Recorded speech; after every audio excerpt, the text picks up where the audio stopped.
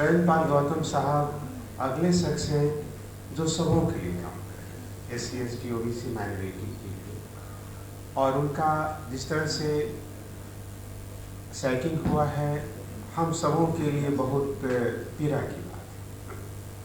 पीड़ा की बात यह है कि दिल्ली के अंदर जो 3 मुख्य रूप से पार्टियां हैं, भाजपा, कांग्रेस और आम आदमी पार्टी, कहने की तो चेहरा अलग अलग है, इनका थिंक टैंक एक है, ब्राह्मणिज्म है, मनुवाद है, मूल निवासियों के खिलाफ काम करने वाले। तो मैंने देखा, सुनू और दिलीप मंडल जी को भी देखा। दिलीप मंडल साहब भी राजनपाल गौतम साहब के साथ कई बार मुलाकात हुई। एक बार उन्होंने प्रोफेसरों की भी एक ग्रुप बनाई थी।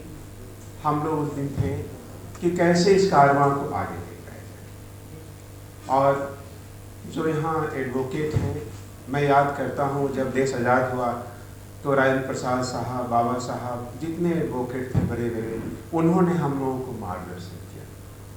आज आप लोग सुप्रीम कोर्ट, हाई कोर्ट के सब हैं, हम टीचर हैं साइकोलॉजी के, और साइकोलॉजी का टीचर, मैं कभी दिल्ली यूनिवर्सिटी में लॉ भी ज्वाइन किया था। ये 94 की बात है जब MA पास किया, और उस समय काफ़ी साथी थे, लेकिन उस समय फ़ोन का ज़माना नहीं था, हॉस्टल में रहते थे। जब मेरे माता जी को पता चला कि मैं लॉ ज्वाइन किया तो बहुत नाराज़ हुई। एक सेमेस्टर पेपर देने के बाद मुझे छोड़ना पड़ा। बोले कि वकील बेईमानी करता है, घूस लेता है, नहीं करो। फिर माता, हमारे घर में सत्संग का माहौल था, माता पिता जी, तो हमने छोड़ दिया। फिर MPhil साइकोलॉजी किया, PhD किया, और साइकोलॉजी का एक असिस्टेंट प्रोफेसर अभी दिल्ली यूनिवर्सिटी जैक्सन कॉलेज में।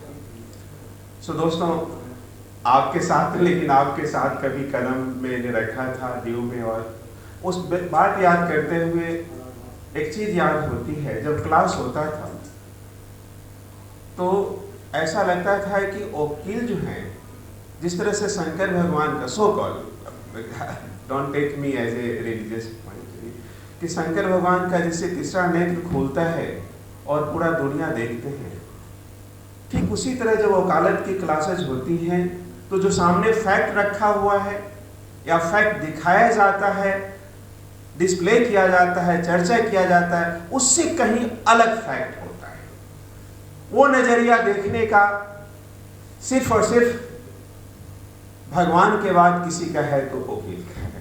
तो मैं आप लोगों के बीच में हूं और प्रार्थना करूंगा कि जो ये कारवां चला रहे हैं, कभी किसी रूप में आ रहे हैं, कभी किसी रूप में आ रहे हैं, और हमें हर जगह छल किया जा रहा है। तो आप लोग विद्वान हैं, विद्वान ही नहीं, दिव्य दृष्टि वाले।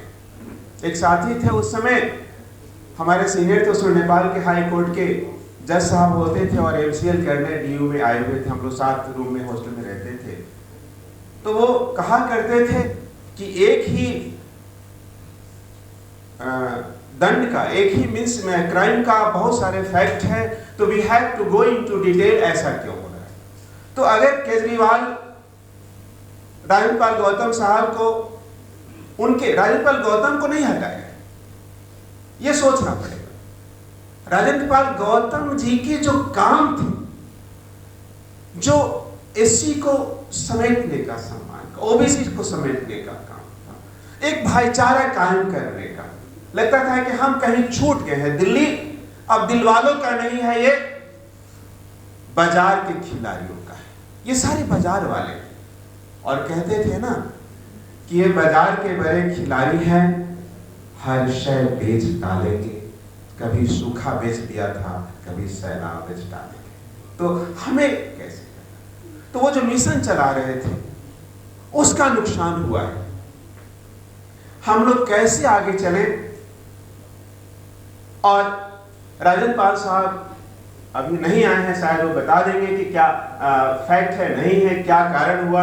हम लोग जी जान से, अगर खून भी देना पड़े तो मैं खून भी देने को तैयार, कि वो वहां रहे और हम सबों के लिए बात करें। और जैसे साहब जी कह रहे थे, जो सीनियर एडवोकेट साहब थे और DRDO के साइंटिस्ट साहब थे, कि ये हमें जो ऊंच नीच का छूत अछूत कहलाया है। मैं बस 2 मिनट कह के मैं, ये साइकोलॉजिकल है, फैक्ट नहीं है। और बीफ पॉक का भी ये साइकोलॉजिकल है। आज जो बीफ पे ये हमें लड़ाते हैं, ये लोग जिस मुल्क से आए हैं, आज कहने की और सोचने वाली बात है, जो बीजेपी और सत्ता में 5-7 जातियां हैं, वो एक भी इस धरती भारत देश के मूल निवासी नहीं।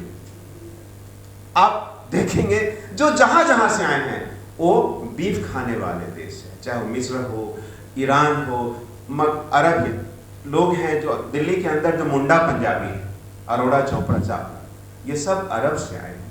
बैठ के पूछिए, है ना। ये कट्टर यहाँ पे हो रहे हिंदू मुसलमान लड़ा रहे हैं और ये कहे कि हमारे देश के अंदर भाईचारा खत्म कर रहा है। वो आप वकील साहब, आप सब पहचानने की जरूरत है कि आखिर क्यों कर रहे हैं। ये साइकोलॉजिकली कर रहे हैं। और जो हमारे देश के लोग हैं वो अछूत हो गए, भिखारी हो गए, गलत हो गए, और आप बाहर से आए वो अच्छे हो गए। तो हमारे घर में घुस करके हमें बर्बाद करके आ रहे हैं।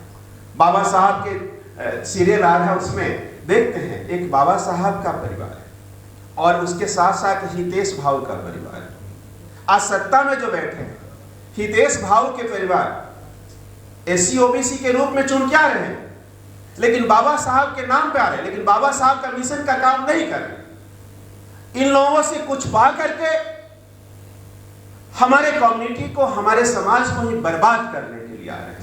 तो हमें अपने बीच ऐसे लोगों को भी देखना है। और जो साथी है ना, हर कोई तो मैदान में नहीं आ जाएगा, लेकिन जो जाएंगे आप दुश्मन और दोस्त को पहचानेंगे। और हम लोग कॉलेज यूनिवर्सिटी जहां भी हैं, आप लोगों का आभारी रहेंगे अगर हम लोगों का रास्ता दिखाएंगे हम बच्चों को। जय हिंद।